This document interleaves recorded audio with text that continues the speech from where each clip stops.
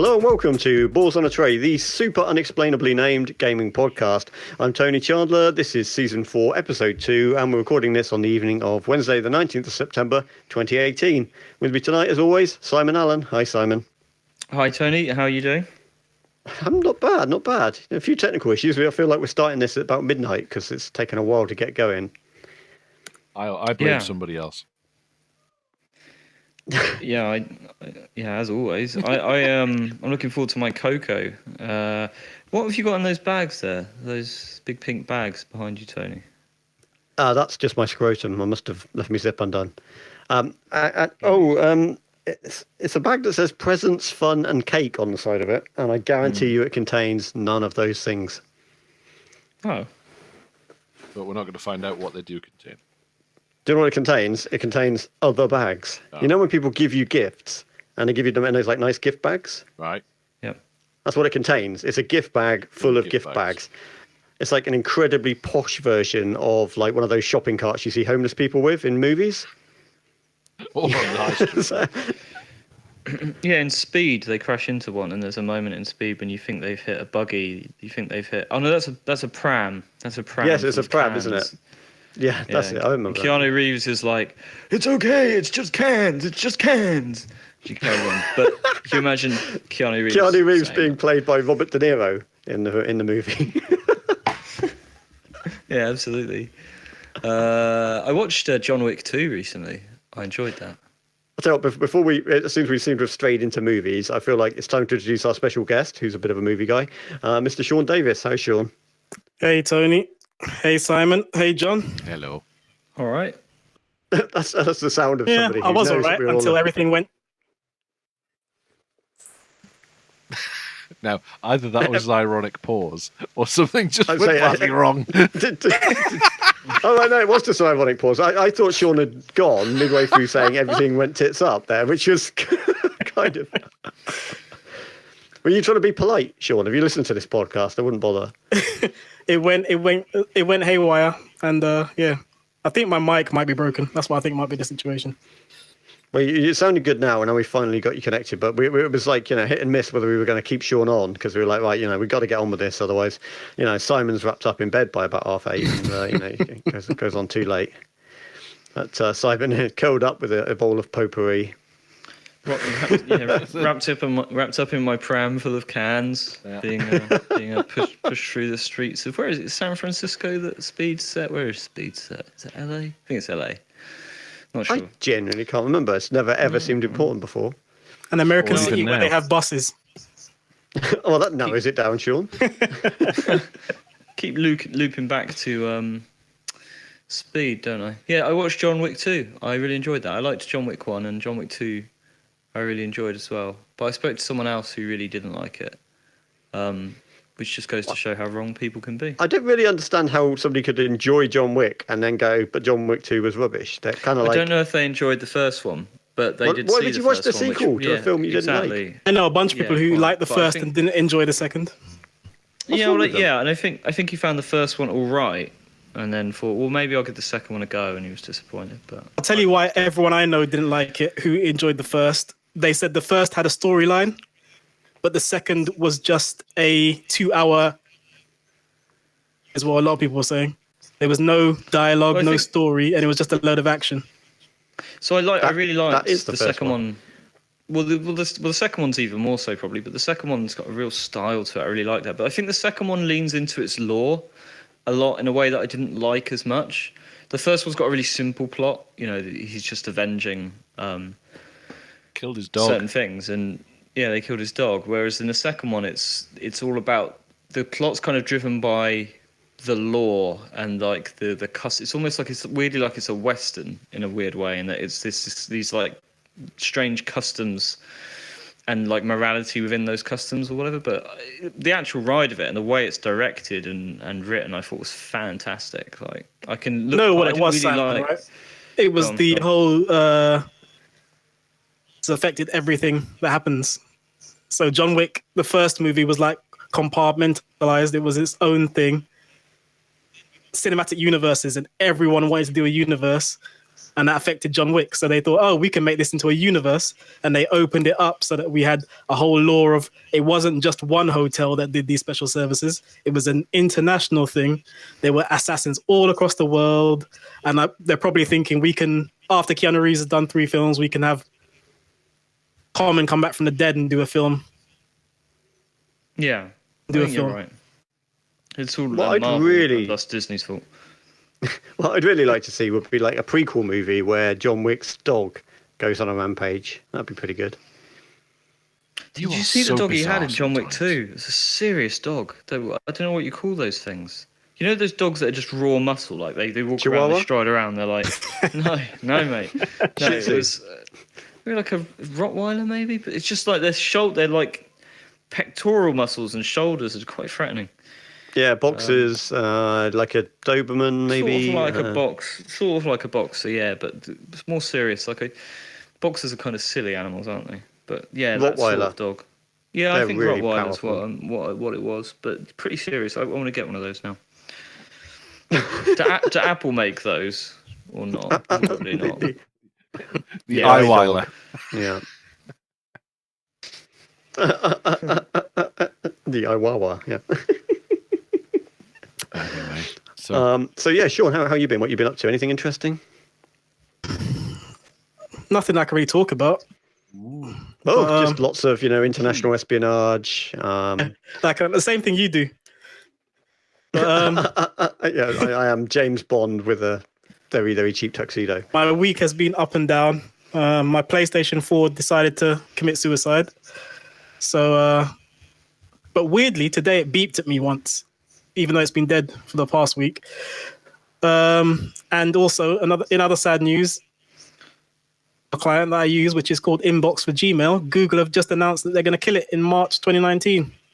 So, Well, here's a top tip for you. Don't use anything that Google do because they pretty much kill everything. They're like, oh, we've got this. No, we killed it 3 months later, 6 months later, a year getting later. used to that now. I thought Inbox would be the exception though, because it's so good. But what they've done is they've just like butchered it, taken all the features out, put them in Gmail, and now they're like, we're gonna just make you use Gmail from March. The old classic. I'm defiantly going to use it. Make you use the first party thing, like Twitter have tried to do, murdering all the Twitter. Do that, clients. yeah. But Gmail is nowhere near as good as Inbox. They brought, I think they were called Sparrow, turned it into yeah, I've heard of Inbox. that. Kill And then Inbox killed it. anyway. Yeah. So Hey, I don't know.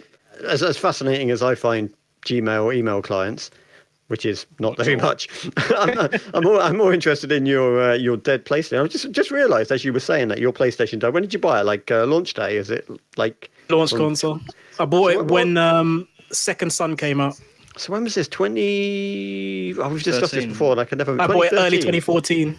2014. 2014. Okay. When 'Cause that's what I was Second thinking, Son like, came out.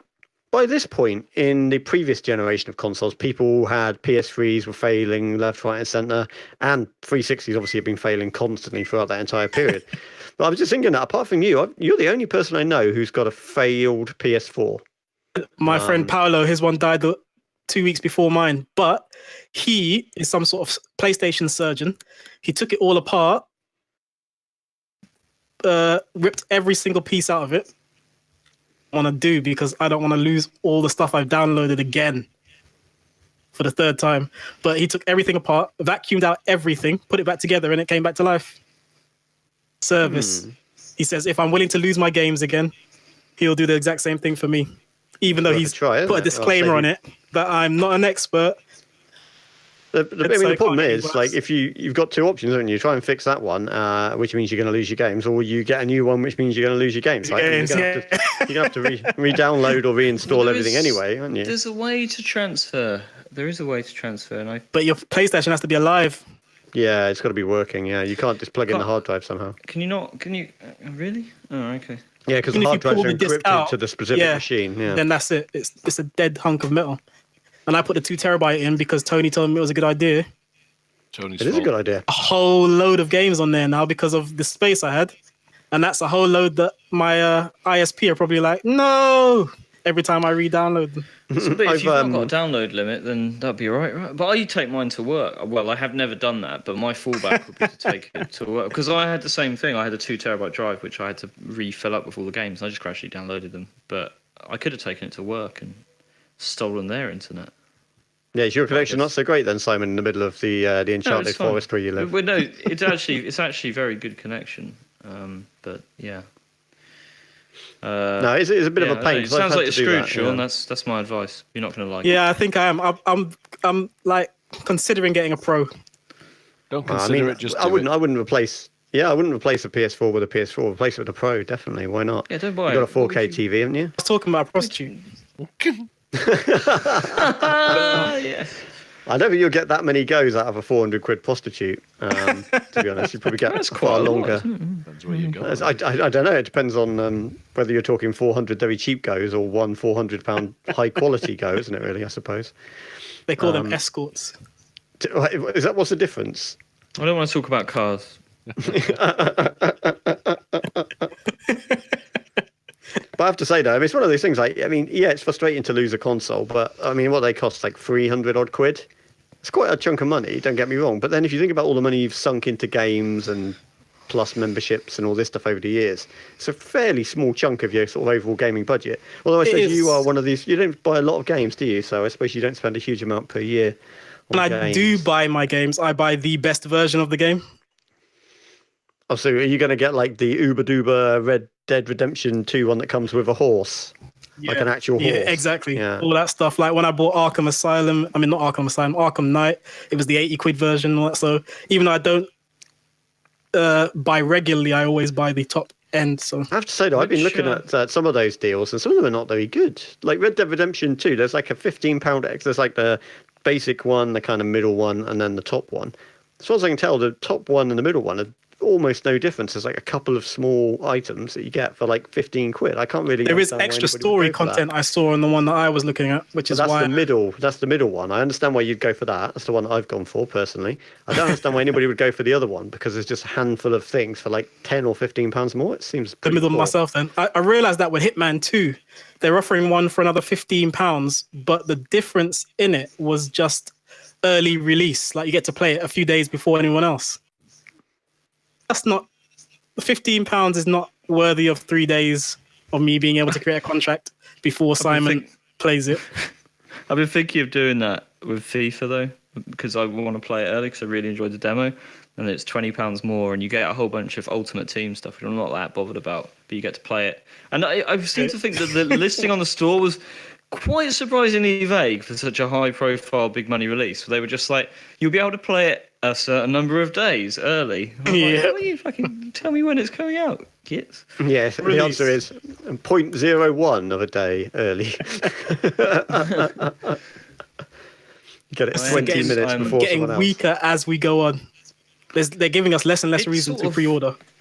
I sort of would rather they took the choice away and just at this point and just said, yeah, like something like Red Dead, just say it's 80 quid maybe and just give us all the stuff you've made and put it in the game. I think that's what they're trying to edge us towards, because they keep saying the price of game development is increasing every year. It's going up and up, and we should be charging £80 for a base game, but they know people would be reluctant to pay £80 for their base game. So they do things like what Spider-Man's done, where they release the base game and then they immediately say, we've got DLC coming and that's going to cost you £45 if you buy it later, but if you pre-order, it'll cost you £10. But, I might as well just buy the £60 version rather than wait. Want to get the £80 version. I was paying like 40 quid for games I'm pretty sure I paid 40 quid for GTA 3, which I don't know when that came out, but that was a long time ago. 2001. Yeah, exactly. So we're talking 17 years ago, and games are now, even the digital ones that are generally more expensive, they're usually like 50 or 55. So it's not actually gone up that much. But then adjusted. SNES and 64 games, certainly 64 games were like 55 odd quid. They were more expensive. Neo was 60. I remember for real, Neo Geo was £60 because it used to make me flabbergasted back then when I was paying £7 for an Amiga game to see a £60 Neo Geo game from Japan. It's quite nice to see Nintendo keeping that up as well with the Switch store. Just it gives you that nostalgia factor, doesn't it? When you look through their store and you see all the same indies you can get on your PlayStation for about twice the price, you think, that's Nintendo quality. Yeah, it doesn't bother me that because the Switch is such a good console. Yeah, exactly. That is the toilet tax. How much are you willing to pay to play this game while shitting? The Nintendo Store. Brilliant. Simon, are you going to get rid of your Switch now? I'm thinking about. Well, I'm actually thinking about it aside from the reason why you're going to ask, but I was sort of thinking that because I feel like I look at the Switch and I think I just never ever use it, and like I'll go back and play Zelda. I love Zelda; it's a fantastic game. I've gone on and on about it, and I like having Mario Kart there, so I know I can play Mario Kart, but I never really do, and I don't know. I just don't really use it. It's not anymore like I did at first, and now I don't. So I don't know. I'm reading a lot more. What about the Nintendo Online thing as well? Is that going to put you off? Because like I've got my Switch and I bought Rocket League on it, and I thought, if I'm out and about, if I go on holiday or anything, I can just play a few games of Rocket League. But now I'm going to have to pay for an online pass. So for a console, I don't intend to play online very often. I'm going to have to pay for that pass. I don't mind paying it for the PlayStation because I'm using it all the time. But for the Nintendo, if I use it like 3 or 4 times a year, I feel like I'm not getting good value from that pass, even though it's cheaper than the PlayStation. It's pretty cheap, isn't it? Isn't it something like 20? It's like 20 quid, I think, yeah. So it's like so half the price of the PlayStation. But I'm going to use it like 1/20th, 1/50th of the amount that I use the PlayStation one. Well, I'm a billionaire astronaut playboy gigolo, so I can afford it without batting an eye. I can afford £20 a year, realistically. It's a question of value, though, isn't it? It's but I think if I go back to the Switch and start playing it a bit more, I'll just pay that because I almost want to pay it to just play the NES games. You get a whole bunch of NES games with it. Oh yeah, and just the Mario games, and just having the Mario games there on my Switch for 20 quid a year might be worth it. So I don't know. Hopefully they'll put SNES games on there eventually, but we'll see. But I'm just not really using it, and I'm not bothered about Smash Brothers and. Who knows? Maybe there is a game that would. Yeah, I don't know. Yeah, so I wouldn't go back and play Mario much and so on and so forth. But you gonna talk about news, current affairs, weren't you, Sean? I saw in the notes. You preempted me, and you knew exactly what I was going to speak about. The fact that Nintendo now have fungus penis main characters. That was so. Yeah, I don't know if you guys heard about Stormy Daniels. Yeah. I guess it's big news everywhere. Do you know, Stormy Daniels has said that. There was a slight pause, and then I just heard the words fungus penis, and then I thought, did I doze off? I'm like, even on this podcast, that sentence stood out. And weirdly, it took me quite a long time to put the two together, like fungus penis, and then I love the fact that Toad and Mario Kart was trending on Twitter for reasons that I don't think my mind will ever be the same again. I might have to crack my head open and get some bleach in there and try to scrub the image of Trump's Toad from Mario Kart penis out of my head. I went on Twitter and I kept seeing people posting images of Toad without his hat on. Yeah. And I was wondering, what's going on? Why is Toad all over? I couldn't get to the bottom of it. It was only later my friend sent me the actual story. I was like, oh my God. It's actually one of the things that I find amusing and also rather annoying about Twitter. Is you'll come on and there'll be loads of people going on about like someone's written an article that's racist or sexist or just a complete load of bullshit or something to do with games or something. And it's like there's about 20 people commenting on this thing. No fucker ever links to the thing. Yeah. Like, is it like if it's a tweet someone's made, nobody ever quote tweets it or mentions it or even links to it. If it's an article, nobody links to the article. And sometimes you get these memes where you like go to a site and you create a meme and then you can put it on there and everyone's doing it. No cunt ever puts the link. I'm like, it really pisses me off. I'm like, everyone's moaning about some shit, and then it's like detective work. It's like a game of L.A. Noire, trying to figure out why everyone's pissed off today. It's just shoddy journalism. It's like, guess isn't it? who? Just shoddy journalism. Well, I wouldn't call idiots moaning on Twitter journalists, but some people do. Evelyn, real journalism, though. Mm. My brother works in a butcher's. So he gets to look at the sun. I hesitate to use the word read, but they have the sun in like the tea room. So when he's having his cup of tea, he flicks through the sun. And he just sends me pictures of it. And he just basically says all the sun is yesterday's stories and viral things that went around on Twitter and Facebook. Mm-hmm. But every single story is something that you read about yesterday on Twitter or something that you saw on Facebook the day before. And they're all just like this viral bus crash video or the Toad thing is probably on there. But you know what I mean? It's just like, I don't read this shite, but apparently that's it now. Just if you haven't got the internet, just buy the Sun the day after. Apparently it's the same with the Daily Mail. You go in it and they'll actually be quoting BuzzFeed. Yeah. Check out this BuzzFeed article about this. And it's like, are you guys just taking someone else's article and saying this is the news? But hey ho, what are you gonna do? It's the world we live in. Yeah, it's like the Sun for people who are like, you know, too cheap to buy a computer and are happy to buy a paper printout of the internet every single day. Just my daily paper printout of the internet. Yeah. Just imagine that turning up at your door every day, like 7,000 boxes. Like, oh, it's today's memes have arrived. These are just the Futurama Fry ones, and over here's the This Is Fine a truck. This is what happens after the apocalypse. And here's the truck backing up. Beep beep beep. That's all the "You okay, hun" comments.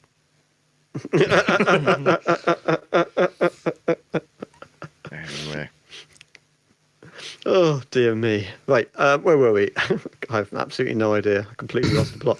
We actually straight into talking about games, didn't we? Well, I was going to talk about FIFA a little bit because we mentioned that. I mentioned it slightly.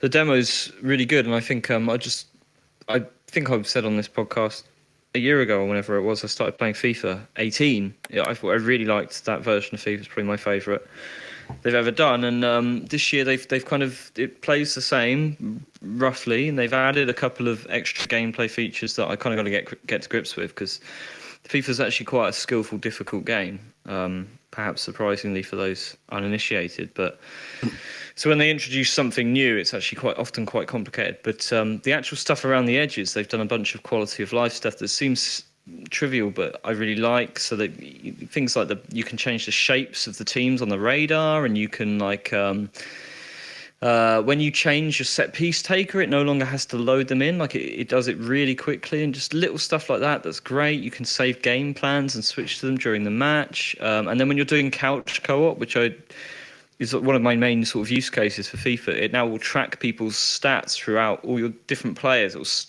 track their stats throughout all your different games. So if you spent a whole year, every few months playing a FIFA tournament, you could then see or having a FIFA night, you can see who's had the most fouls or whatever, which is really cool. And it has like other modes within that, so you can have like a no ref match with your friends. So you're just fouling and getting offsides and everything, which sounds like a lot of fun. And there's another mode where you when you score a goal, you lose a player. So it kind of balances itself naturally. Oh, they should do that for real. Yeah, I keep it interesting, wouldn't it? Well, they could, absolutely. They should absolutely so do there's that some for cool real. stuff in there. Yeah. See, if they did that, I may get interested in football. I had a game way back. I might have mentioned it before on this podcast, where it was a really sort of simple old football game, and what you could do is you run in and charge, and if you did a really bad foul, you get sent off. And what we found was you could get your entire team sent off, and then the game was fine. But if you kicked the ball out, then it would just freeze, because everyone would sit there waiting for a player to come and throw the ball back on, and there was no one left. So I loved that. Yeah, I remember I played a sensible soccer match once, and it finished something 21-20 or something like that, and we got loads of players sent off, and the game just started to break. Like, players would run off the pitch and just never stop running, and there was another guy, a defender, who just kept running round and round the ball infinitely, and I think we had to exit.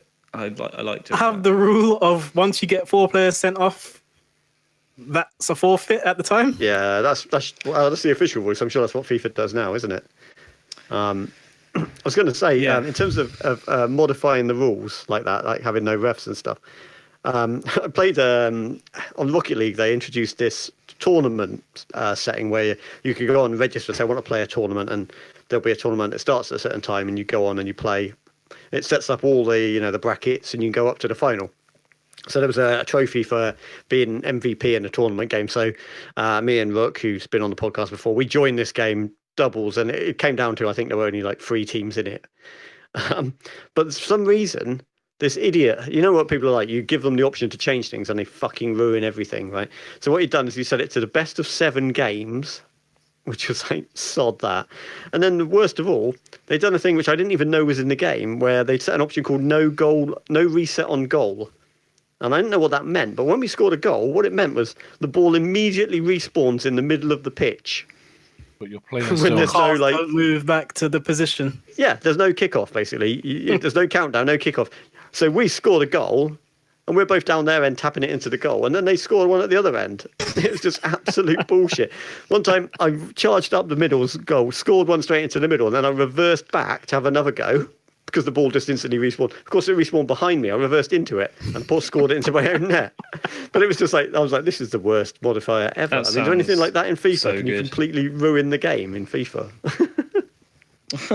Yeah, I 19 is that when you're playing that mode Simon was talking about, where you lose a player whenever you score, you can't choose which player to lose. Oh, how does it really? choose? Random, is it? Is it random? What if it's your keeper? I prefer it being random. The keeper's the last to go. Annoying because, like, if you're playing with Spurs, I thought it might be if you score with that player you lose them, but it's not the case because I scored with Harry Kane, and then I might lose Dele Alli, and then I can't score with Harry Kane again because that's the only way he scores is if Dele Alli gives him the ball. So yeah, it's a little bit problematic in that. Could you actually do that in the demo then? Because I've only played it on my own, so I didn't see any of that. But that mode is only for single player anyway, so so it's going to last when the real game comes out. Couldn't figure out how to turn it on, but I'm pretty sure you can do that mode in couch co-op when the game comes out. That's what I thought. You can, but that's what I'm saying. Okay, once good. the game comes out, Okay. Once the game comes out, it's all about fun.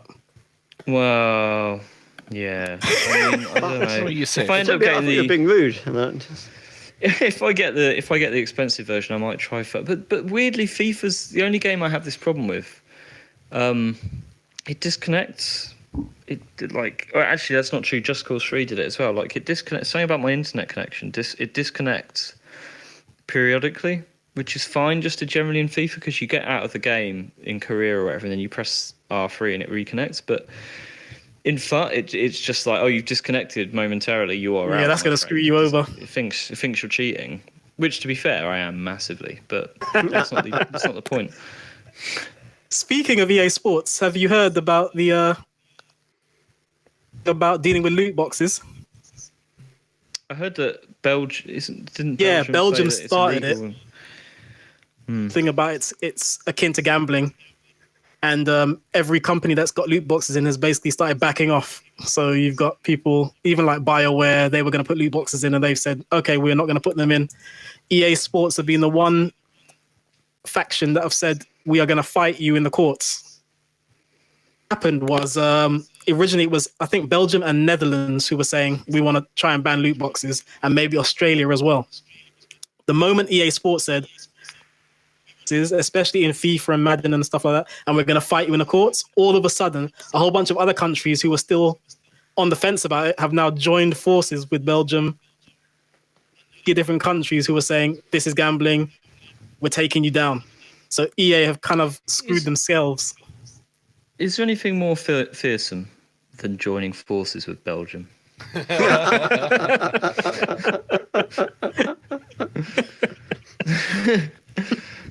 Who have we got here? Oh my God, is that Luxembourg? And that's Liechtenstein hiding behind Luxembourg there. Well, this is a formidable force, Belgium. You've really given us something to think about. We'll talk about it tomorrow. I'm just waiting to see what happens now. It looks like EA are going to have to... They've already, in FIFA 19, like they've kind of gone halfway, and they're now showing pack weight. How likely you are to get a certain player in a pack when you open it. And they've revealed that to get a player who's rated 84 or over, %, whereas getting a player rated 75 to 80 is 100% guaranteed. We're going to be able to see how badly EA are screwing them. Well, I mean, I think that's fair. You know, if you're going to do these kind of things, you need to know roughly what odds you're talking about, isn't it? I mean, which has always been hidden for years in FIFA, and everyone's always been asking, "What's the deal? How do we know what's going on?" This year, they've trying to go very transparent. They're showing you what the players' ratings are, how chemistry styles affect those players' ratings. They're showing you pack weight. They're really trying to bend as much as possible to the law, but they're not having it. Belgium aren't having it. I mean, See what happens. are they saying it's against the law, or are they saying they just need to advertise it as gambling? I mean, What they're saying is you can't. So FIFA, for example, the age rating on the front of the pack is 3. Yeah. You can't have a 3-year-old playing so that's why something Simon plays gambling in it. I get it. So what they're saying is they don't want gambling in the game. They're saying they've done psychological studies. They posted a study saying that it is so close to gambling, and if someone has a gambling habit, this is the kind of game that will push them over the edge, and they spend more money than they would have spent otherwise, and it's leading to it's a gateway. So they're trying to get rid of it, but EA really want their money. Yeah, I know what you mean. Like, it's tricky. Like, the only game I've ever really bought, I guess, a loot box, to use that phrase, they don't call it that, is Rocket League. And the only reason I've really done that is because I've been playing that game now for like 3 years, and I just really love it. And I've spent like a $5 here and there now and again to buy like some keys to unlock crates, because I kind of want to support the game. Yeah. But yeah, I don't like the sort of gambling aspect of it, and even worse with like I suppose with FIFA, you get your players, right, and assumably you can use any of those players. So, but what I get with Rocket League is I can then like open my 5 keys, and I get like 5 things, and some of them are like decals for specific cars that you may not even have. Mm-hmm. So like I literally get things that I can't even use. Like, well, this is a decal for a car I don't have that I'd have to unlock another crate to get, and that kind of shit. It annoys me, but I do love the game. I got it for free because it was on PlayStation Plus. So, and I've just bought a few, just kind of as a sort of thank you, because I play it so often, really. But yeah, it's kind of shit. They've done a new thing now, which is like a pass, where when you play it, you get levels and levels up, and they give you specific items. So each level, you can see what you're going to get. It's much more transparent. You still got all the crates and all that stuff in there, but they've added this new thing for I think it's like £7 or £8. You get a pass that lasts till like November. And then you get more stuff when you win games, and there's cosmetic items you can see coming up. So you're like, if I play this much, I will get these items. And I think I like that a lot more. But they've still got the other system in place. It only affects cosmetics. Yes, absolutely, 100%. Yeah, see, the thing about FIFA, no play to win. And that's what gets people hooked, is that when 700 packs, you might get a Diego Maradona.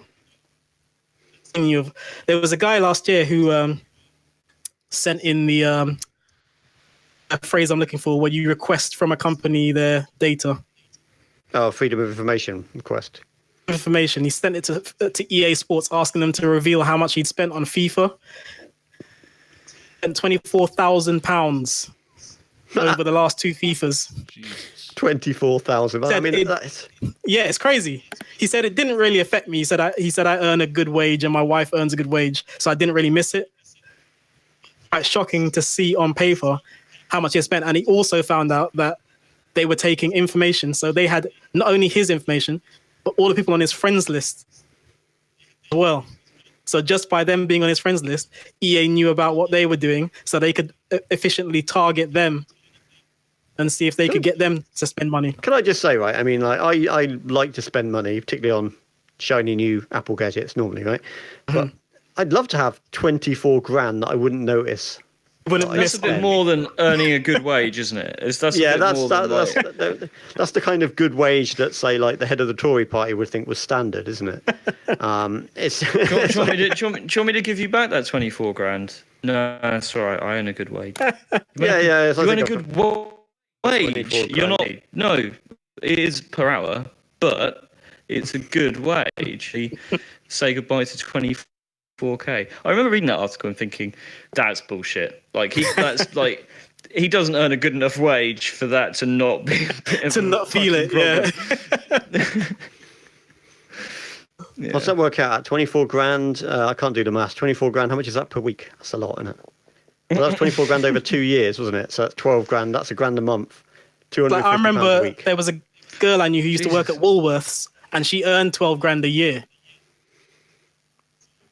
Yeah, she could have. If she'd have been really thrifty, she could have spent on. She could have bought foot team points at the same rate that guy did if she had the right attitude. You mean if she lived under a bridge and somehow had an extension cable that she didn't have to pay for to plug in the PlayStation? Well, that is really an obscene amount of money. Like I say, I mean, there's no way I could miss.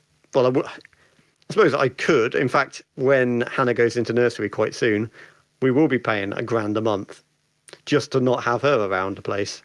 To be honest, it was a lot cheaper when we just didn't have her around the house. So, but you know what I mean? So it's one of those things that, like, a mate of mine said this when he had a baby. He was like, they're paying like £1,000 a month to put her into nursery. He's like, I could have had a Lotus or like a really nice car for £1,000 a month. And he's like, but I couldn't afford that. And he's like, and yet I can afford £1,000 to put the kid into nursery, but I couldn't afford £1,000 for a really nice car. Just couldn't find the money. It's £1,000 to People have got their pass. priorities. It's a problem with people's priorities, Tony. To be fair, he was also See a spending lot of- £5,000 a month on FIFA Ultimate Team points. So Should have seen his team. the 11 Diego Maradonas, including in goal. Good with his hands. Good See, football that's reference, Tony. It's Yeah. my only football reference. I mean, it is I know 30, 40-year-old, 30-year-old reference. that. I bang Yeah, up it's to the good. minute that. Yeah, I know that one, and that David Beckham once wore a skirt, and that's about it. Well, that was a Like that. sarong. You washed your mouth out. Yeah, it was definitely a skirt. I saw it in the papers. One of England's greatest heroes. Remember Gary Lineker shitting himself on the pitch? Actually, no. Oh, and I remember I've just thought of another one. Vinnie Jones squeezing Gazza's balls. Yeah, there you go. Classic moment. That's it for my entire football thing. Oh, and I watched nearly all of the World Cup this year, which is like weird because I had the baby and just sat in front of it, glued there. It was a good World Cup. Good luck, Charm. It was when you buggered off that we got knocked out. We're on blame Tony. Well, yeah. So I mean, I had that racing thing to do on the final day, so I had to make sure we didn't win that because if we'd have got to the final, I'd have been knackered. I could talk about stuff. Yeah. Go on. He's going to talk about Forza Horizon. I'm not going to talk about Forza Horizon. I mean, I'll mention briefly Forza Horizon, only in that I'm really, really looking forward to it, as I do with all the Forza games. Basically, because it just Xbox, and I really like the look of it. yeah. I mean, it's kind of been well documented on this very austere podcast that I do most of my gaming now on the PS4 Pro. Just because. Hang on a minute. I'm just looking up austere, and it doesn't mean mostly about penises. Yeah, you're looking in the wrong dictionary. So yeah, I do most of my gaming on the PS4 Pro now, just because as the months have gone on, there wasn't really anything I wanted on the Xbox, and there was stuff that I could get which was on the PlayStation, and it just kind of moved in that direction. But I've still got the One X with the steering wheel and stuff plugged into it. That's basically my Forza machine now, and I'm happy for that. You know, I'll put my hands up and say, yep, it's absolutely worth every penny. So I'm really looking forward to the new Forza Horizon and thrapping around a representation of the English countryside. And knocking over traffic cones and roadworks barriers and stuff, just because it's something I just want to do anyway. So there is that, and I am very much looking forward to that. However, It's set, sorry, John. It's set up north, isn't it, in England? it's everywhere, mate. You can, Scotland as well. yeah, I think you can- Edinburgh, maybe you Glasgow. can go isn't it? Edinburgh. You can go up into the car park in front of Edinburgh Castle. I think you can buy Edinburgh Castle, but yeah. By Edinburgh Castle, yeah. And it's got roundabouts. And there's roundabouts. It's really weird. In the there's a video which I'll find the link to that Sean sent me. They're sort of driving up the coastline towards a castle, and I'm sitting there watching and going, "That's Bamborough Castle." And then the voiceover goes, "And there's everybody's got a castle, but they're not all like Bamborough Castle." I was like, "Oh God, I'm such a geek." Where's Bamborough Castle? What is that? Bamborough Castle is the castle that's in Bamborough, which is on the coast of Northumberland. So it's not just a clever name. No, it's Northumberland. That's very north. it's very isn't it? north, I've been yeah. there. In England, it's almost as north as you can get. There's a reason it's not called Almost Scotland. Southumberland. That's what we're saying. Did they film the Point near Transformers there. film? Yeah, they did some of the Yeah. last night. No, it wasn't the last night. The last night, Well, yeah. It probably Yeah, was it the was last the last night. night. Yeah, I that was, think that some was of the King Arthur thing. That yeah. was fucking awful. Oh, it was truly terrible. Truly terrible. That's just even by their Oh. hit lofty standards. Yeah, so I'm looking forward to that. What I am thoroughly enthralled with at the moment, as nobody will be surprised, is obviously the new Tomb Raider, the Shadow of the Tomb Raider. Yeah. I bought the very, very, very expensive edition just because. What does that include extra then, John? Because this is the thing I'm interested in these. I don't mind paying if I feel like I'm getting value, but what do you get extra? So I got access to it 48 hours early, which was good because I bought it the day before release, so that was useful.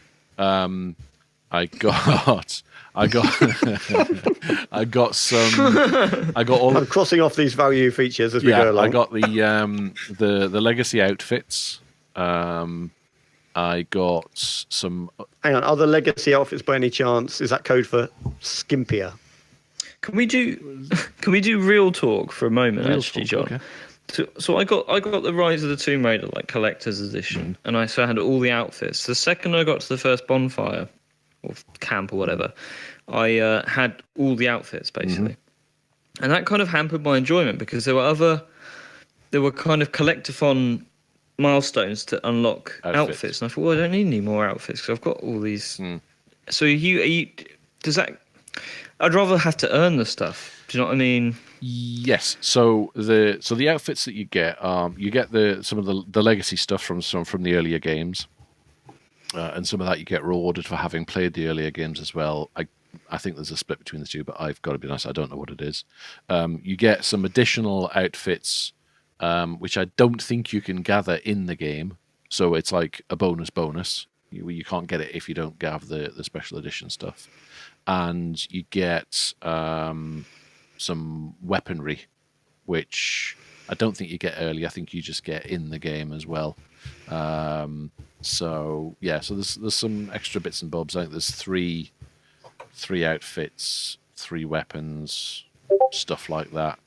So it was just some extra stuff and the early access and some of this. Oh, you get the soundtrack as well. There's a digital download.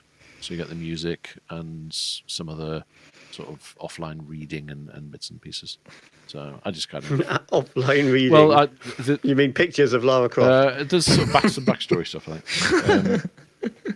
But one of the things that I did notice, which I didn't know about, and if everybody else may know about it, so you just have to excuse my ignorance. When I was sat at the campfire, I was like, let's have a look at these outfits. There's that one, and there's the infiltrator outfit, and there's the camo outfit, and there's the. John sat at the campfire. He glances back at the closed door behind him and says, "Let's have a look at these outfits." And there's the outfits from the first 2 games. So the stuff that she was wearing there and other alternatives. And I'm scrolling along, and then there's the what's it called? Oh, it's not the Shadow. It's not Shadow of. It's what was there was the one of the earlier generations of Tomb Raider games where she was kind of a bit dark. What was that called?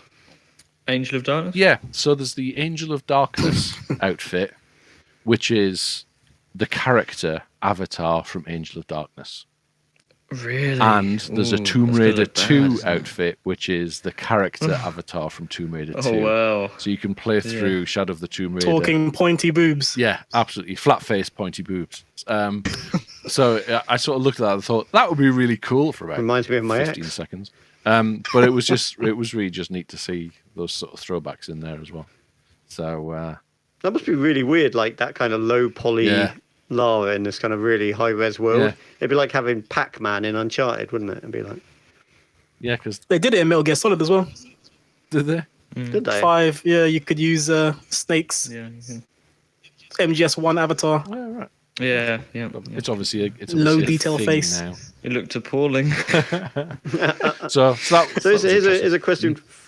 Here's a question for you, John, about the game in general. Then, because I read the reviews were not like exactly rave reviews. They were like, it's just more of the same.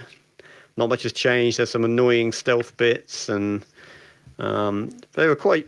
A couple of reviews I read were quite, just sort of said it feels like an overly long expansion pack to the original games.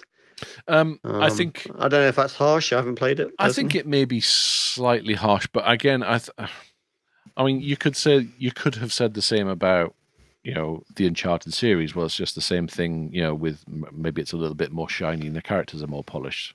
I think when you're looking, and don't forget, this is the 3rd game in a trilogy of games. That's the way that they've always said they are building this.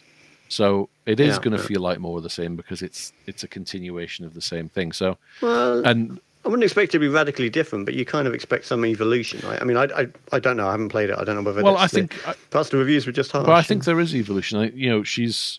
I think one of the good things is all of the skills that she had, she retains. So you don't have to learn all that stuff again.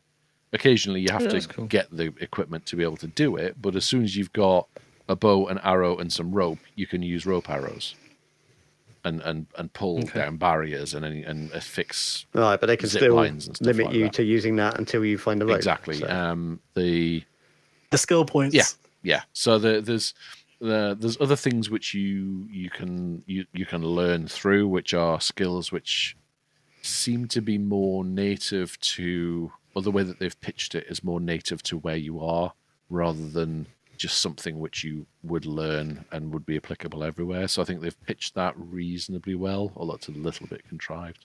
But I mean, okay, yeah, yes, you climb up with the axes and you swing from a zip line, and you're doing all of the same things. The stealth, the newy stealthy bits, you can if you find a muddy pool, you can press square and she rubs mud all over her face, so you become a little bit more stealthy, and you can hide in undergrowth and in vine covered walls and stuff like that, and do lots more stealth kills, which I think is kind of cool. So she can do stealthy stuff. There's more skills which you can learn around the new stuff. So there's more skills around stealth kills and chaining stealth kills and stuff like that.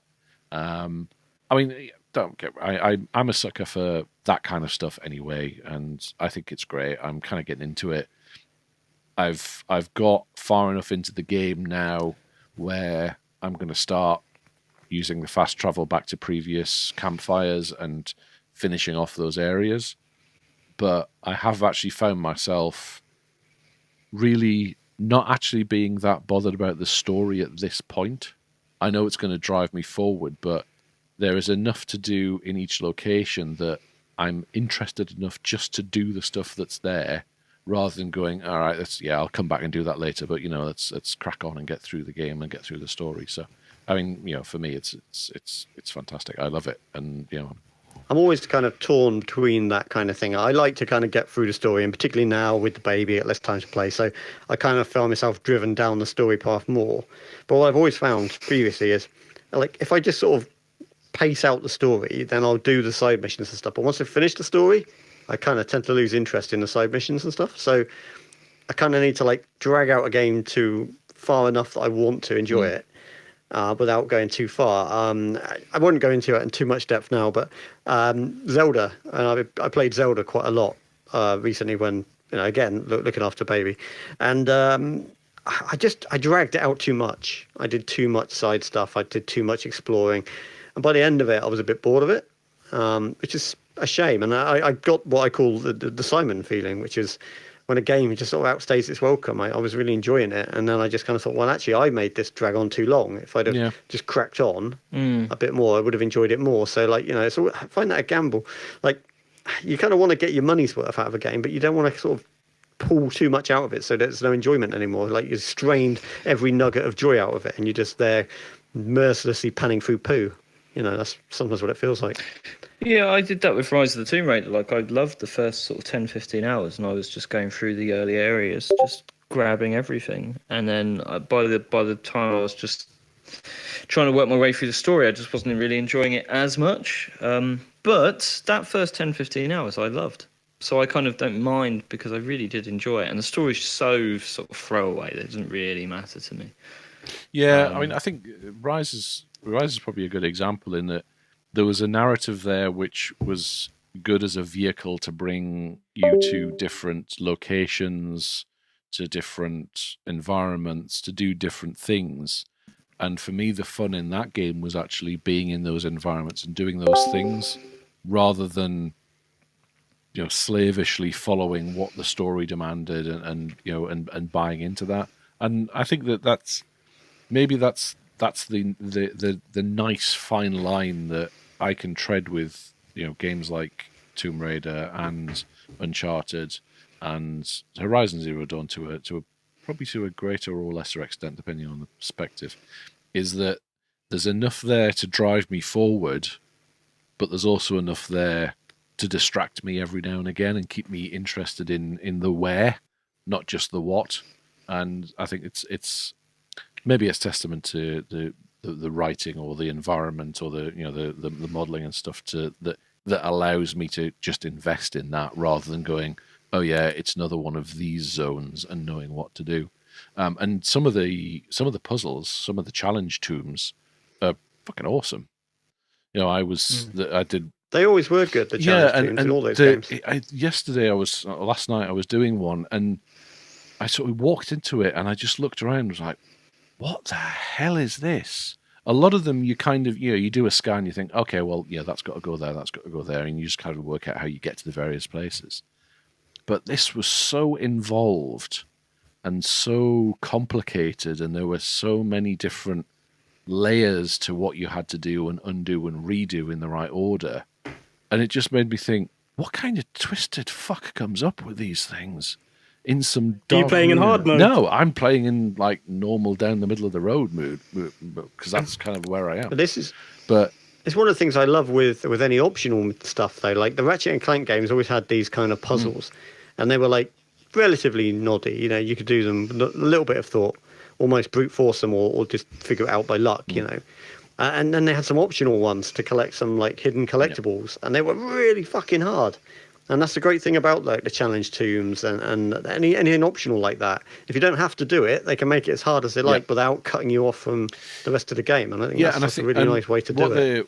What they seem to be doing in the challenge tombs as well is you're not getting a weapon part or some outfit element or something. So like they're not that. locking content away from you. Yeah.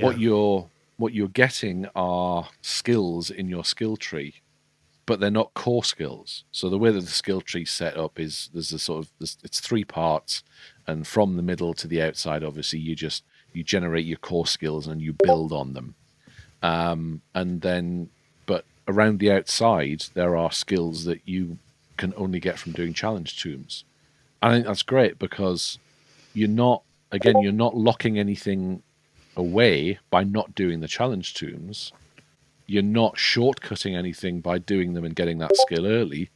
It simply just allows a bit more. So the one that I got last night, I think was, you were able to gather more resources in terms of berries and stuff, health-giving plants when you found them. So you go to get 1+1 health thing from a plant. You get +2. Yeah, like so it's not like what do you call it?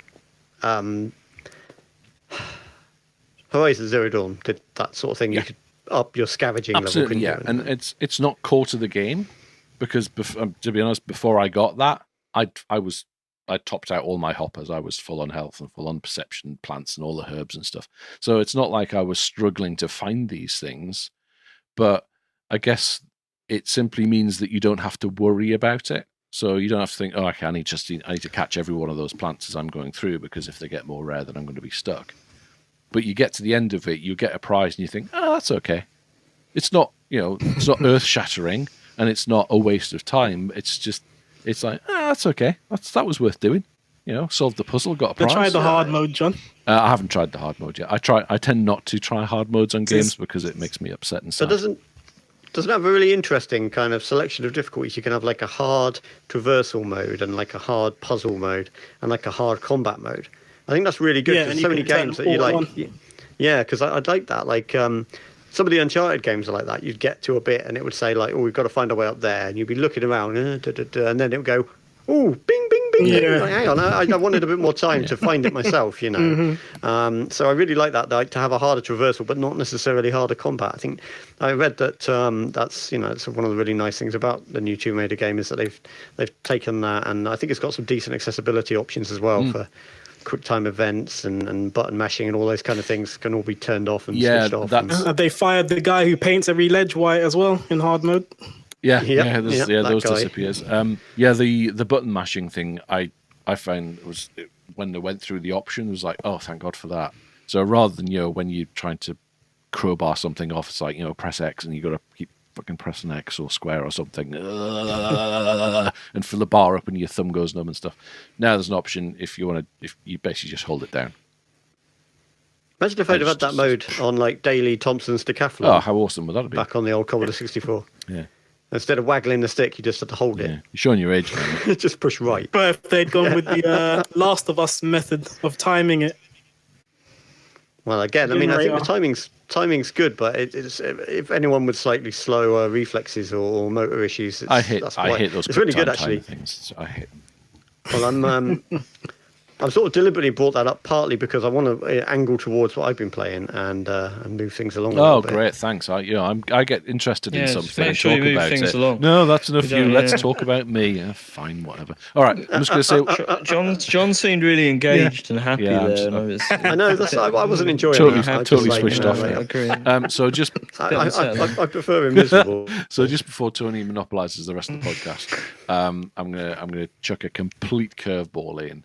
Non-game related, and say just generally to the world at large and my colleagues on the podcast, how disappointed I was with Apple's announcement, and that this week I have been giving some not inconsiderate thought to purchasing a Sony Xperia ZX2 compact.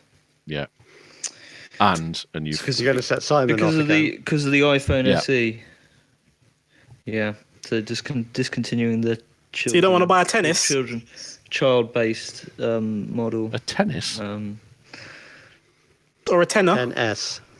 Tennis or a tenner? No. You don't want any of those? No. They're too big. Just remember that if you do get an Android phone, then. As I understand, you won't be allowed into heaven in the afterlife. Yeah, you know what? I reconciled many years ago that ain't happening anyway, dude. So I'm cool with that. Well, that's not after your link with this podcast. Talk about the final nail in the coffin. So that was basically just it. It's the note I put in here was what future for the disappointed, and I don't think I'm alone. No, I know what you mean, actually, John. My wife's got an SE, and she really likes that size. Yeah. She doesn't want a bigger phone. She said it'd be too big for her hands. She doesn't like.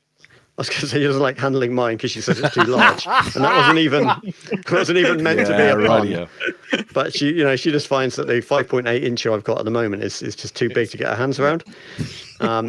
But no, I mean seriously. But that's why she married you, so your penis must be small enough. Smaller. Yeah. No, it's true though. The iPhone SE. I mean, it's like we just said about accessibility options in games. It's like just some people, it's just too big. I am hoping that they will bring back another one, but I think the fact they've killed it without launching a replacement means it's probably dead. I mean, the stupid thing was for ages the iPhone was like, everybody was saying that for ages. The iPhone's too small, and then it got bigger, and now everyone's like, what about the small iPhone? They're the only major company that makes did make a half decent small phone. Yeah, but the actual iPhone wasn't 4 inches, was it? Yes, it was. Oh, it's a 4-inch screen, form factor, larger than the 3.5 original. But the actual iPhone, the main iPhone, so that it was the 6, then the 7 and the 8, and now the 10, which is a little bit longer but thinner or whatever. It's roughly the same size. Like it. Yeah. They're small. Like you put those next to Galaxy, they're actually small. So I kind of got used to. I used to worry about the small one, and I never wanted to get a 6, and I ended up getting a 6S or whatever, and I'm now used to it. But if you put them next to some of the competing smartphones, they're actually still small.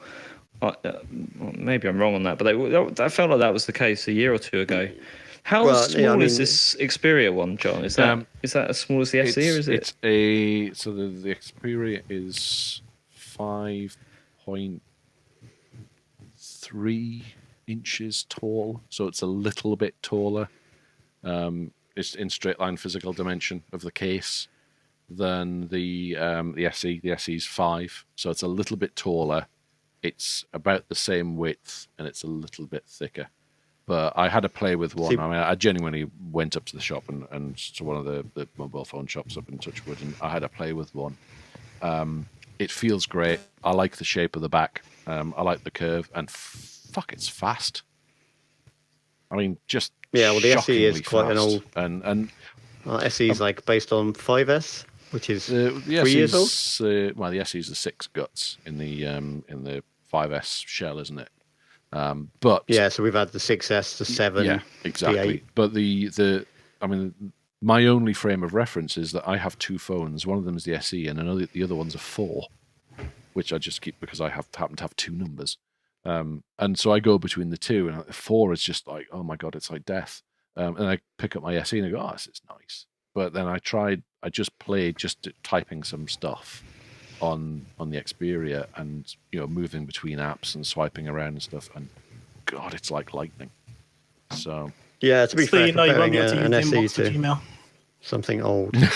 Very inbox. like very layman analysis, like market analysis. I don't think they are going to ever release, well, not ever, but in the near future, they're not going to release a phone of that form factor, because I think what they have to do is reduce the price of it. And the thing is, with the iPhone 10, they pushed the price of a smartphone up to $1,000, and Samsung's flagship is now roughly the same. Yeah. It went up in price as well, and now they've released the 10s, and that's now $1,000 as well. And then the one up from that, the Max, is $1,100 dollars and pounds, which is a separate, slightly concerning issue about exchange rates. But they've released the budget version with the less expensive screen, the 10R, I think is right.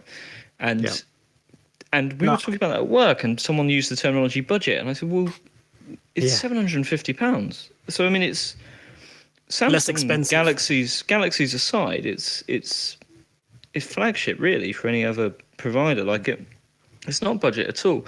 But if they released an SE similar one, it would probably need to be like 600 at the absolute most, and it probably couldn't even be that much. Yeah, and I it guess would the question cannibalise the market completely for them, because people who wanted to be on OS would just buy that. That's the question, They isn't would it? Do lose people so buy much the money, SE I for the think. size or for the price? If they're buying it for a cheap phone, then you can buy the iPhone 7, I think is now bottom of the range. That's like £300-400, which is about what the SE was. That's a hell of a lot better phone than an SE as well, to be fair. But it is bigger, and obviously there's that issue with holding it. But you're right about the budget phone. That 10R, I think, is a really incredible phone and will be more than enough for just about anyone. That looks like a brilliant phone, and it's about the same price as the old original kind of top-end iPhone instead of the new super top-end iPhones.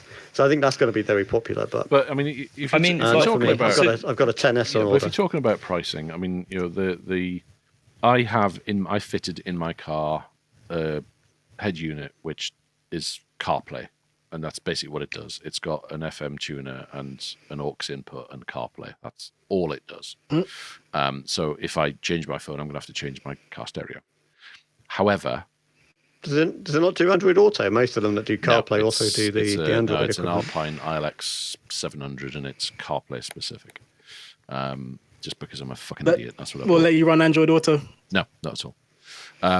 So I have to change that. However, for the price of the Xperia 2 Compact dual SIM, so I can put both my SIMs in one phone, and a new car stereo which does CarPlay and Android Auto and has DAB, which my other one doesn't, it's still less than I would pay for the iPhone that I would buy. But your quality of life will go down about 35%. Yeah, I did the maths, and actually it's not that high, because the only thing I would lose is iMessage. That's the only thing that. Oh, but come on! You say the only. Oh, thing. you're going to be green. You're going to be green on my phone. I hate the green people. We had Simon I on hate it. Android for a while, and it was a nightmare. We're trying to do a group Green on conversation. WhatsApp. Pain in the arse. Fucking green Fucking hell. people. Oh god. Can't send them Apple stuff. So we got all that to look forward to. Well, then. I'll still be running on God. the be running on the Mac. So my main processing will be that. But I can't justify spending £1,149 on a phone that I feel is too big for me. So I can't do it. Well, Wouldn't you? I mean, surely just spend like, from an $1,000 on SE, it. Come on. If you, I Actually, no, just buy an R. Just buy a 10R. Yeah, surely. Or even better still, buy an An iPhone 8? 7. That's going to be a 7 or an massive 8, upgrade compared to your SE, and that's going to be a hell of a lot cheaper. Big. Well, it would be less of a gamble to try out a 7 than it would to try out like a 10, because if you weren't sure. Because honestly, I admit, when I did what Simon did. I got the iPhone 6 and I was really not happy about the size increase. At the time, I was like you. I was like, oh, I really like this size. You know, you can get your thumb to the corner easily. And for 2 days, I was like, oh, I don't like this at all. I made a huge mistake. I don't like this new bigger 4.7-inch screen. And yeah, after 2 days, I'm like, I look back at my wife's SE now and it is fucking stupidly small. I'm squinting at it going, is that the whole screen? It's like ridiculous. Yeah, it looks stupid. It looks like an accident. Fence, this new Sony can replace both of his iPhones. Well, yes, but only because one of them's like older than I God. don't understand dual SIM in this day and age. I don't understand it. I feel like we should have moved past the International businessmen, jet setters, well, country to country. Drug dealers. but Those two. Better call Saul. But the Jet second setting I drug set dealers, foot in yeah. another country, Vodafone starts sending me messages saying everything's fine. You're just gonna, it's fine. So Yeah. the reason That happens to me too, but then it never's fine. it's never fine. It is never fine. The amount of Well, times it's- my What phone are you stopped talking working. about? the reason Where have you been the going? reason that I went to have France, So- Netherlands. Yeah, but there's a thing called Europe, right? And I don't know if you've heard, but we're not going to be in that very long. And that's going to fuck up all that brilliant stuff like going on holiday and not getting ripped off for 8 billion quid because someone texts you a fucking promotional advert for Domino's or some shit. Yeah, so the reason I have 2 mobile numbers is because I still have the Drug dealing. first mobile number that I ever had. So that's Oh, that was like back when 70. back. that was Alexander Graham Bell, wasn't yeah, it? Sort yeah, of- he- you were with Oh him, yeah, weren't yeah, you, John. doing John, his is it right podcast? that your number was 070000001? It's true. So I've still got the first mobile number that was ever my mobile number. So I've got that, and that's what sits on the cheap phone. And I've got No, it's just one. Yeah, just one. It's just one. To call John. Dial Dial one. one now. That's it. It's like room service. And I have my other mobile number, which is my officially work number. So I do have 2, and they're tied together, and I want to put them both together. That's the only reason I've got 2, and having a dual SIM phone makes sense, and I don't like the big iPhones, and I'm very disappointed. So, with that being said, do we need a mini PlayStation for Christmas? Do you know what? That actually depends on what games are on there. I'm sort of tempted by that. Can we just there's no- acknowledge for a Final moment? Fantasy- Can we Final just Fantasy acknowledge for a 7 is on moment there. how much of a Segway master John is? That was pretty amazing. The thing is, John, I mean, like you're angry about this iPhone size, but would you jump into a volcano over it? No. I would push somebody else into a volcano for suggesting that the 7 was an alternative, given that there are now 3 generations beyond that. But that's fine. Hey, it is an alternative. It's still a better phone than the It's one a you've got poor now. alternative. Right. So So what PlayStation 1? So I think they said there was something like 20 games on there. So what would we want? Maybe if I had like Tekken 3 and PlayStation 1 did that have Pro Evo? So, on it? No, right, that was so what you've got, PlayStation you've got 2 20 that had They've already classic announced titles, this. including fan favourites Yeah. such as Final Fantasy VII, Jumping Flash, I have no idea what that is, Ridge Racer Type 4, Tekken 3, and Wild Arms. Tekken 3 I'm on. Wild Arms I never played, but I think is good. And they haven't actually said what the other games would be. Crash that's it, Bandicoot's yeah. pointless, really, because they've just remastered that. So I'm not that bothered. If I really wanted to play that, I'd play it on the PlayStation. If you I feel like you need a Tomb Raider on there, because if I look back and I think about the PlayStation 1, it is Tomb Raider's a big deal there. It would be a huge win to put Grand Theft Auto on there, but I'm not sure if they'll be able to do it. What else? What else are we thinking there? So there was a game called Fighting Force that I loved, and G Police. I feel like Wipeout's got to be on there, right? Like Wipeout, you know what- that was yeah, a Psygnosis game. That's got to Do be on. you know what would make it an absolute must-buy? Micro Machines. All right. Was that PlayStation? Micro 1? Machines V3 Yeah, is you're right. PlayStation 1. Yeah. That said, that's an Tony, incredible game. if you release that and it's only got 2 controllers and it's got Micro Machines, that's a shame, isn't it? You can still do But the you could play it with end-on-end 4. You thing, can't could. you? You Yeah. could. Yeah. You bang on. If that's got Micro Machines, that was the best Micro Machines. It was. There's never been a better one. That new one that they released not long ago was just such an epic miss. It's like played so well, and they ruined it by just screwing up all the online modes and couldn't have private games and all kinds of shit. It's a real shame because it's like so close. It was so great. Graphics look good, really nice, and yet just ballsed it with simple settings and just shit. It was so bad. I can't believe they did that. I expected them to balls it up because it wouldn't feel like Micro Machines, and instead they made it feel perfectly like Micro Machines and then fucked up the way you wanted to play it. Yeah, so there's some really comments annoying. against the post from PlayStation announcing it. One was they want Metal Gear Solid, Gran Turismo, Parappa the Rapper, I think that is, isn't it? It Parappa just the got Rapper? remastered too. Yeah, that's Resident true. Evil 2, Tomb Raider 2, Siphon Filter, Wipeout 2097, and Silent Hill. Was Loco Roco PS1? No, that's PSP. Was it?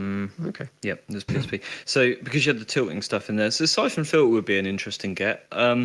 Some of those you just can't see. Like I really feel like you just I can't see Metal Gear Solid on there. Like it feels It like should be that Kojima's in house now, pretty much. It'd be a good call, and also Siphon Filter would be good for Bend as they're about to release a new game, and it would be good for people to see what they did back in the day that had everyone hyped about Sony Bend before they started making. Well, maybe. I think the thing with Kojima and Metal Gear Solid is it's Konami that you would need. I don't think that Kojima can bring Metal Gear Solid. Yeah. That's the problem. That's the problem with Nintendo versus Sony. Licensing. Nintendo's it's all first party. So when Nintendo release a classic console, they're all set. But the PlayStation it's a little bit more difficult. So they're talking about. I mean, obviously, Final Fantasy's not first party, but it was exclusive. At the time, I suppose Metal Gear Solid was exclusive, but it's slightly different. I don't know, but Ridge Racer, you're talking about Ridge Racer, Tekken, those things are very much Sony things. They were. Yeah, I don't know. It's difficult. I start to wonder because those are the releases they've talked about, and they've talked about Final Fantasy VII, Tekken, and they've mentioned them, and I wonder if everything else is less prestigious. It might And be at less that point- certain too.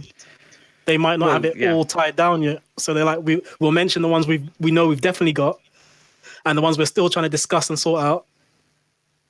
It's interesting. It's PlayStation 1 emulation, as somebody who knows absolutely nothing about these sorts of things, PlayStation 1 emulation is a hell of a lot more difficult than the 16-bit, the kind of SNES and Mega Drive emulation. So PlayStation 1 emulation is you can totally do it. Like you can do it and it's fine. But it's a little bit more difficult, and for a start you need a lot more powerful machine to do it. So like if you have like a bog standard Mac, like a MacBook now that's not very powerful for video games at all, it'll run all the SNES stuff, the early 90s stuff very easily. If you go to PlayStation 1, it's actually a little bit more difficult, and N64. The thing is, the PlayStation 3 basically had a software emulator for the PlayStation 1 in it, didn't it? Correct. The 'Cause you could still original play the disc. one. The original one. I had this argument with somebody else. No, right? it's the original one had PS2. Okay. But PS1, the PS1, it still has. You got very angry and started I smashing the had a microphone. fucking argument with somebody about this, and they were like, Sean, "It he's doesn't so work. fed up with you." It doesn't work." It's like Sean saying, "It doesn't work." It's they all got rid of the emulation, and I said, "I've got a fucking PS1 game here. I've got Micro Machines V3. I put it in my PS3. It's not one of the ones with the PS2 emulation because that broke years ago, and it fucking works." And they would not have it. I was like, "Fuck! Why? What do you think I'm making this up? I'm like, why?" He drove to his house and got the PlayStation and came back. Punched him in the They'd face. gone to bed, so he waited in the morning. And then he got up Sat outside the and house sorted out at angrily. breakfast. But he shouldn't have to do it. That's the thing. He shouldn't have had to wait until breakfast. So It just really annoyed me. I was just like, what do you think I'm gaining? so to bring Original this question. back on I track, it's We kind of do need these consoles. so it's because 90 quid. people want a simpler gaming experience Yeah, sometimes. it's 90 quid, right? The recommended retail price is 89.99, so it's 90 quid. Those are the titles that have been announced. The note says, stay tuned to PlayStation blog for a full lineup of titles coming to PlayStation Classic, which is what they're calling it, Classic with a big C. There are more fan favorites, comma, and, you don't put and after a comma, fucking idiots. And we can't wait to share more details in the coming months. So there's going to be more titles coming out. Given what you currently know you're getting and what you potentially could get, including, in inverted commas, fan favourites, is 90 quid a Christmas stocking filler which is worth just getting for the, for the shits and giggles and the little bit of warm and fuzzy feeling you get from remembering your youth. You pay 90 quid for a game these days, so why not pay 90 quid for 20 of them? 80 quid for Tomb Raider. No. Here's my feeling is it's not worth it, actually, because if you just looking at the games they've mentioned, right? If you want to play, I know Wild Arms was on PlayStation 3, and I don't think it's on PlayStation 4. Final Fantasy 7's on everything. I mean, it's on PlayStation for a start, PC. If you want to play Final Fantasy 7, you've got a million ways to do it. And then when you start getting into the other games they've released. So Tekken 3, who's going to go back and play Tekken 3? Some people, yeah, maybe, but if you're into really into fighting games, you're going to play other fighting games. There's a new Tekken that's really good that came out a year or two ago. Ridge Racer 4. I mean, at Gran Turismo, the idea of playing that. No, the wrong way, Simon. It's about the nostalgia. Yeah, it's a nostalgia. Sure, but are people actually? I think punters will look at that and think, yeah, well, I get the nostalgia thing, but I can go and watch a YouTube video. Like a bunch of people bought that small Nintendo console the other day. Yeah, but they will. But you don't have legitimate ways to play Nintendo games. You had to buy a Wii and get on board with all that stuff, the virtual console stuff. Not that many people did, and people don't play Wiis now. People didn't buy Wii U's. Buy a PlayStation 1. Is that what you're saying? You can't. Well, what I'm saying is you can't do it on the Switch now. So that's why the NES Classic and the SNES Classic sold really well. Whereas the PlayStation, you've actually got options to play these games. As I say, by far and away, the best game they've listed there is Final Fantasy VII. You can play that in many different ways. Who really gives a flying fuck about Ridge Racer 4 or Tekken 3? Yes, I know somebody some people, but you're not talking millions. Like it's not huge. You know what the sales say, won't we? Interestingly, people don't know what the fuck Wild Arms is. You put Tomb Raider on there, Metal Gear Solid maybe, but you can play all of that stuff on the PlayStation 3. A lot more people have PlayStation 3s than Wii U's. Is my point. So that's partly why the NES and SNES Classic sold so well. You can use emulators to play those games, but most people don't have any fucking idea about that. If you want to play those games legitimately, that's your opportunity, is buy the NES Classic or the SNES Classic. But you don't have that. You have many more opportunities for the PlayStation games, I think. The thing is, Simon, I think there's two things to think about. One, for me, I don't think it's really worth it. It's £4.50 a game it works out at for a bit of nostalgia. But people that know people like us are going to go, oh, I need to buy. People's wives, people's girlfriends are going to go, I never know what to get him. Oh, he likes PlayStation. Oh, this little PlayStation console. That'll be a really good Christmas gift, right? I think a lot of people might get one that would not necessarily buy one themselves, but would. And then someone will walk up to them in the store and say, don't do that. Phone him and ask him before you buy that. But I think people would be happy to receive them as a gift, and I think that's what's going to happen. A lot of people buy them, and a lot of people buy them just for nostalgia factor. And to be honest, it looks really wicked. It's like a cool little thing. Even if you never played it, it would look good on your shelf. And a lot of gamers are into the stuff. She bought me for Christmas a goat. A goat? Yeah, that's a whole... goat that had been named, and I was sponsoring it. And did they deliver it to Africa instead of to your house? Because I had that happen to me. Yeah, it lived there. It lived there, and that was my Christmas present, that I had sponsored a goat. So... And while you were pretending to be happy, I imagine you were pretty dogged off, right? I mean, I'm so fucking furious with that. That's like... I'd be so pissed off I'd go and jump in a volcano if someone did that. It was just like... Yeah, I hate that kind of thing. A donation has been made in your name. Fuck off, give me the money and let me decide. Exactly. Let me decide and I'll spend it on me. Yeah, that's probably what I would do. Yeah. Don't get me wrong. The PlayStation, I'd love to. If someone just gave me one of those PlayStation Classics, I wouldn't punt it into the canal, but not immediately. But I just think the idea. I feel like, and this is me being a knob, obviously as always, but I feel like they're thinking, oh, there's going to be a clamour for this, like there was for the Nintendo Classic consoles, and I just don't think there will be. But we'll see. Yeah, we should definitely see. Yeah, okay. Right. Because I'm saying that simpler gaming experiences. I played the other day. Knowledge is Power. Plus recently. Oh, that's the PlayStation Plus one with where you play it on your phones with the what they call it, PlayLink. And that was so much fun. It was more fun I've had gaming recently than I've had in a long time with any AAA game. And that was just from the atmosphere you get in the room playing with 4 other guys who are all cheating to try and stop you from winning because you know the most about general knowledge. It was, an awesome experience. So it's those kind of simple gaming experiences, I think, that were the classic. And think maybe if we get a bunch of people in the room who are all 40 and remember the first time they played Tomb Raider, winner. Yeah. And then word of mouth takes us the rest of the way.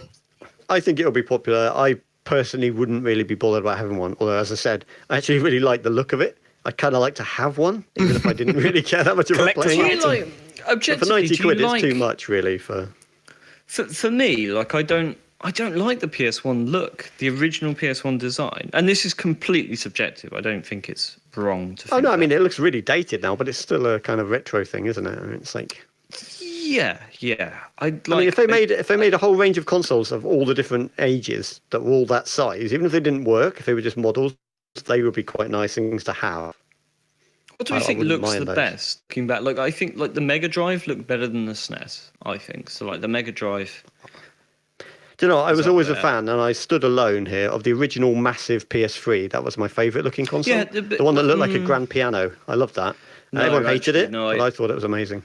I started saying yeah, but on reflection, I don't agree because I really like the PS3, like the revision, the kind of matte plastic revision. Oh, that was so dull. I like the PS2 with the 2 sort of rectangles that offset the original kind of PS2 when it stood on its quite end, a particularly in striking the design, blue stand. That was pretty nice. But the PS3, that thing just fucking look at the size of it. It was like 11 kilos. You had to like reinforce your cabinet to get it. I mean, luckily we'd already done that because the Xbox had come out already by that point. But like this fucking thing, and it looked like a grand piano. Like it looked like a thing of beauty. It was £425, and it looked like it was £4,000. That's how nice it looked. And then the next version just looked cheap as piss. It was cheaper, but it looked unbelievably cheap. So I'd love to still have that. Actually, I wish I'd have kept it. Just like say, even if I. I'm a fan of the Dreamcast. I really liked that when I first got it. It was a funky looking machine, the Dreamcast, and the Cool GameCube. I like joypads. the, I've got I an like the original. shape of I've the got a GameCube. That was PS3. fun. I've got the big shiny black curved The one. piano Yeah. one.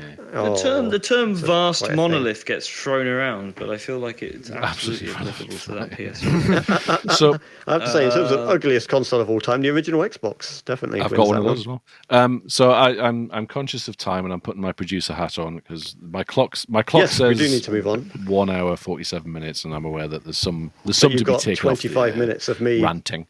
being unbelievably Yeah, so- offensive. Yeah. I've got Waiting loads for more Tony's opinions. door On to the, open and a kid to come running in, and then his wife has Exactly. to wrangle the kid and So run out. I think if we can finish off the chatty bit, I know Tony wanted to talk Yep. about Spider-Man on the PlayStation 4. I'm going to save Spider-Man for next You are. time. I've played a fair Right. bit of it, and I'm really enjoying it. But I'll talk about it next time because there isn't time now. that sounds boring. I want to tell you about Ridge Racer. Up to 7 polygons on screen at Oh, once wow. for £90. So So let's move on then, and hopefully it's time to hand over to Simon for Simon's game.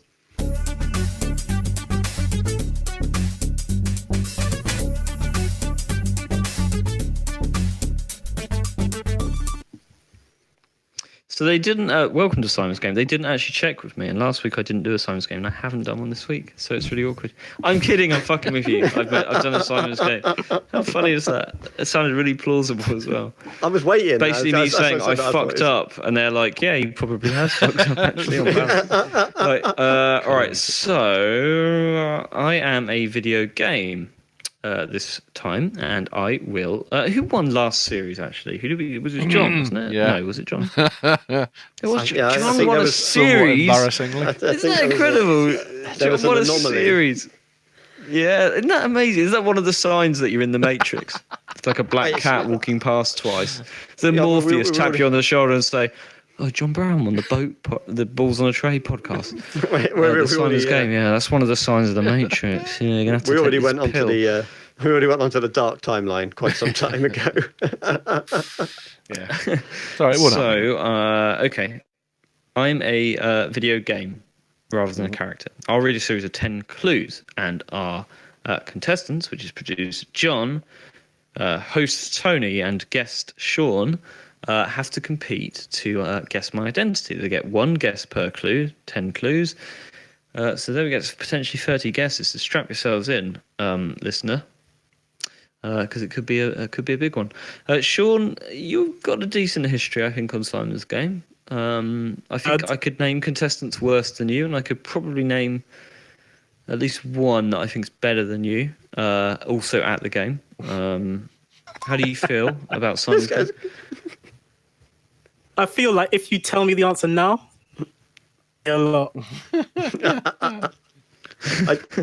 I'm just interested that Simon has a kind of in his head league table of all the Simon's game guests. I mean, I don't pay any attention to who wins this game at all, unless it's me. Simon's Like how inwardly focused Simon's I am. in his head league table is aided greatly by the fact that there is an actual spreadsheet with all of the results on and who won each round. So yeah, there's that. Yeah. So he's got like the full stat sheet. He's like stato of Simon's game. Yeah, and Sean's had 17 attempts, 4 on target, and 38% possession. Absolutely. All right. Well, game. So I guess we'll get started. So remember, I'm a video game, not a character. Okay. So clue number 1, I'm Canadian. Clue number 1, I'm Canadian. Stop. Assassin's Creed. Assassin's Creed. Assassin's Creed, incorrect. Clue 2. Stop. I was Quantum Break. Oh, you've used up your clue 2 guess there, Tony. What? Unfortunately. Come on, you hadn't said clue 2 yet. That was a clue 1 guess. Clue 2, I was originally created during a game jam. Clue 2, I was originally created during a game jam. People who don't know, a game jam, rather than being a what do they call them? What do they call jam? What's the broad term for jams? It's probably not relevant to the gaming podcast. Preserve, yeah. Rather than being a preserve to do with pheasants, a game jam would be when you get a bunch of developers together and they have a few days maybe to create a video game from scratch. So this game was originally created during a game jam, but nobody's got any guess there. So now on to clue 3. You said I used up mine. Yeah, you can't guess. Clue 3, you can guess now if you want. Now I'll wait for the clue 3, thanks. Stoic to the end. Clue 3. I have an average PS4 Metacritic rating of 91. I've written meteoric. Autocorrect. Which are probably not correct. I have an average PS4 Metacritic rating. I'll have to buy a fucking Android phone then, won't I? Because my Apple phone has put meteoric, so I'm going to have to be a turncoat and get a fucking Android phone because it's cheaper and just as functional. You make me sick, John. All right, clue 3. Stop. Donut County. Donut County is incorrect. Clue 3. I have an average PS4 Metacritic rating of 91. FIFA.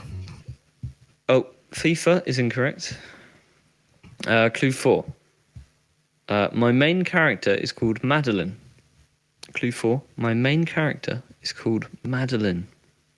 Stop. Bound? Bound is incorrect. It's actually incorrect, that one. Clue 5. One of my developers created Towerfall. Clue 5. One of my developers created Towerfall. Stop. No. No, it's incorrect. It's one of my favourite rhythm action games of the last few years. Clue 6. I was released at the start of 2018.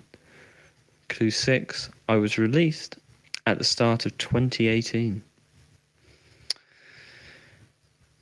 Clue 7, which I'll note with great interest, Apple Notes has indented for no apparent reason. Clue 7, I share my name with a famous boat. And actually, sorry everyone, all the clues remaining have been indented by Apple for no apparent reason. Interesting. Another clue reason 7. for anger. Clues, and for no apparent reason, I'm telling you that. It's weird, isn't it? Layers of pointlessness. Clue 7. Clue 7. I share my name with a famous boat. Stop. Celeste. Well done, Tony. Celeste. Well done. It's a video Marie game Celeste. that was released this year. He's done very well there. We're very happy. I only know Tony. one famous boat, so it was easy. Titanic. Titanic, never heard of it, mate. Strictly speaking, right, it was so the clue Marie number 1 Celeste, was... but I'm not gonna, whatever. Yeah, that threw me too. Anyhow, You've said it. You've said it now, John. Clue 1. I'm Canadian, so it was developed by Canadians, I guess. Clue 2. I was originally created during a game jam. Clue 3. I have an average PS4 Metacritic rating of 91. This game has very high review scores. It's very impressive. Clue 4. My main character is called Madeline, not Celeste, apparently. Clue 5. One of my developers created Towerfall. Clue 6, I was released at the start of 2018. Clue 7, I share my name with a famous boat, the Marie Celeste, which I know nothing about.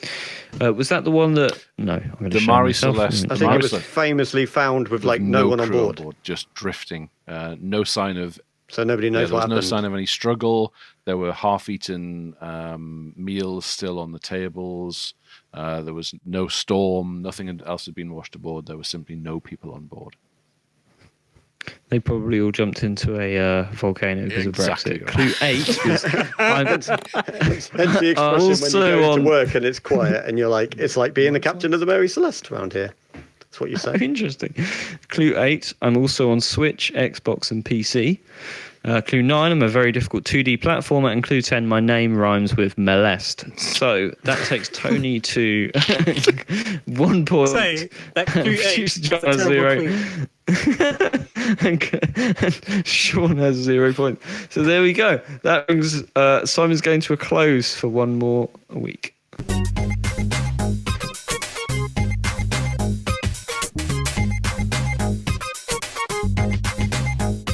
Rhymes with molest, really? That was where you got. I mean, was that's Do you know how what, I think actually- of all my games, yeah. I've actually written it out as Melest, as in like Melanie ESTE. But now that you say it, it's not great, is it? Yeah, I mean, tune in for next week when I'll be talking in depth about a game that rhymes with Rider Man. No, Rider Van. Actually, that's probably better. Yeah, okay. Well, so thanks for that, Simon's game. I always enjoy it when I win. I don't think I've even played Celeste. I don't really know. It's just got lucky with that boat clue, really. But yeah, okay. So, right, everybody, thanks for listening. Hopefully we'll see you all next time. Don't forget, we are on Facebook at facebook.com/ballsonatray. We're on Twitter at ballsonatray. And we're on YouTube if you search on there for Balls on a Tray. And you get producer John's sticky bit in the middle and this podcast in a just audio format. But it's there on YouTube if that's how you want to listen to it. Otherwise, we're available on the normal podcast sites. But you probably know that because you're listening to us. But so tell all your friends, tell all your enemies, and hopefully we'll see you and all your friends and enemies next time. Cheers.